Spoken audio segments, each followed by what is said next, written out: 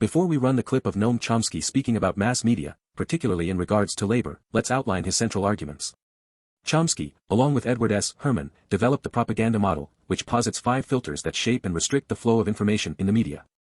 The first, ownership. Concentration of media ownership by few powerful entities creates an inherent bias towards their interests. Secondly, advertising. Reliance on advertising revenue incentivizes media outlets to cater to the preferences of advertisers, potentially shaping content and coverage. Thirdly, media elite. Shared professional norms and ideologies among journalists can lead to a kind of self-censorship and conformity in framing the news. Let's go to this wonderful clip of Noam and follow up with the final 2 filters and other arguments by Chomsky. Oh, thank you for speaking with us today. I'm just wondering, the way that you talk about changing attitudes of workers towards an acceptance, I guess, of conditions, and going back, thinking about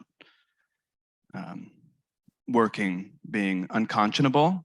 Could you talk about media and maybe mass media and how that may have played a role in changing these perceptions?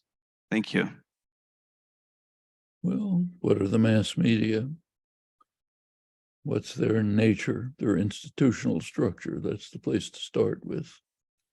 The mass media are major corporations, most of them parts of mega corporations. Like they're a business, like other businesses. They have a product, they sell it to a market.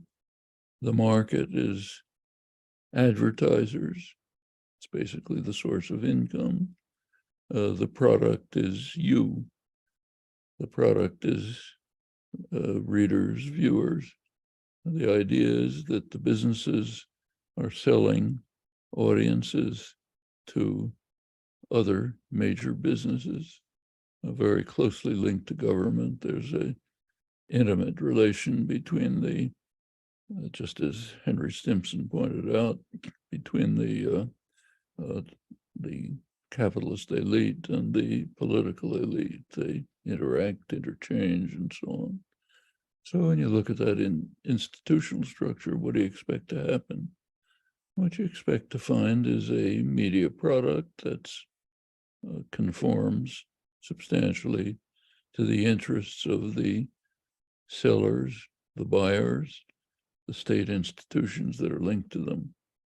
And when you study the actual output of the media, it's pretty much what you find. There's by now substantial literature on this. You can look at it.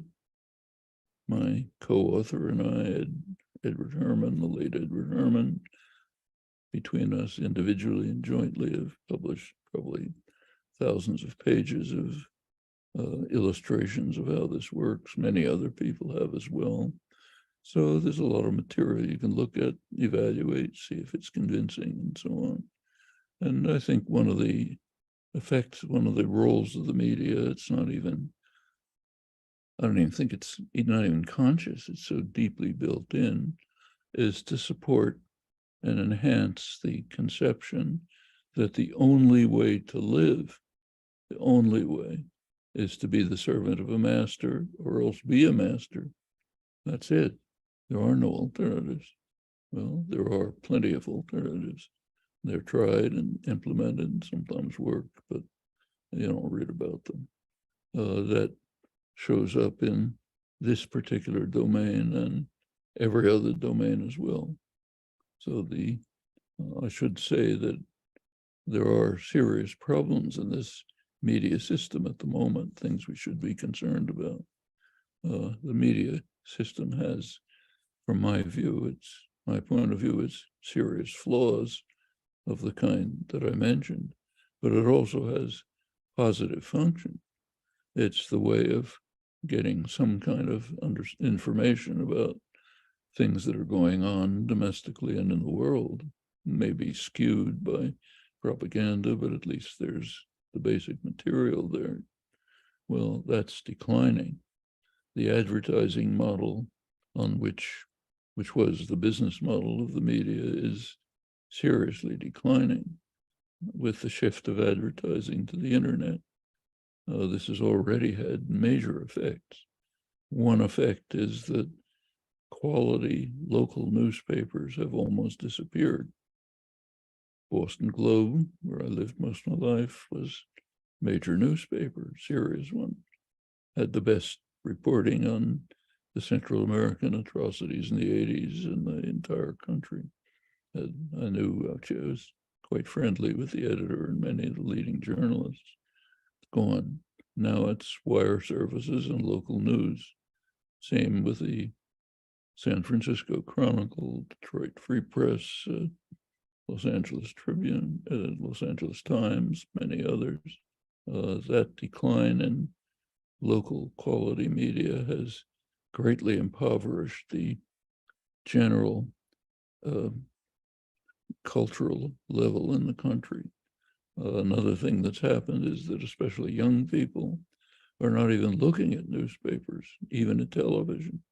Study came out recently of Gen Z, 1997 birth to today. Practically none read the newspapers or watch television. In fact, even looking at Facebook is declining. People are getting their news from young people, from Instagram and TikTok and so on. It's a real impoverishment. We have to, and here if we go back to the labor organizations, which have been pretty much smashed during the massive Cold War, class war of recent years. Labor movements were not just at places where people tried to raise wages, or they were a full life. 1930s, join a union, that's your life. Adult education, cultural programs, classical music, Shakespeare plays, social events. It was an entire social, cultural, and political life all around the unions. Well, with the decline of the union movement and the attack on it as part of the savage class war of the last couple decades, all of that's disappeared. People are left for something else. Often leaves them prey to demagogues, to social media of the kind that disinform, mislead, mega churches, other forms of organized irrationality. Very dangerous effect. Well, one of the goals of the activists today, as in the past, should be to encourage the development of, and participate if possible, in the development of organizations based on labor unions are the obvious ones, based on people's life's work and life's commitment, which will reconstruct and enliven and enrich the cultural life and structure that was in the past built around the labor movement and should be again. Otherwise, it's going to be a society of disinformation, fakery, lies, distortion, and so on, in which people are left alone to hang out there in isolation to try to find their way.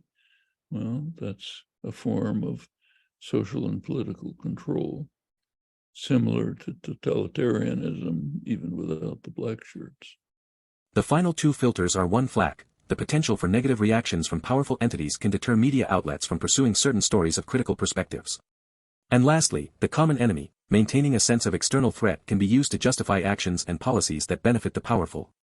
Chomsky argues that these filters create a systemic bias in the media, favoring the interest of the state and dominant economic forces. This bias, according to him, is often subtle and disguised as objectivity, making it challenging to recognize and critique.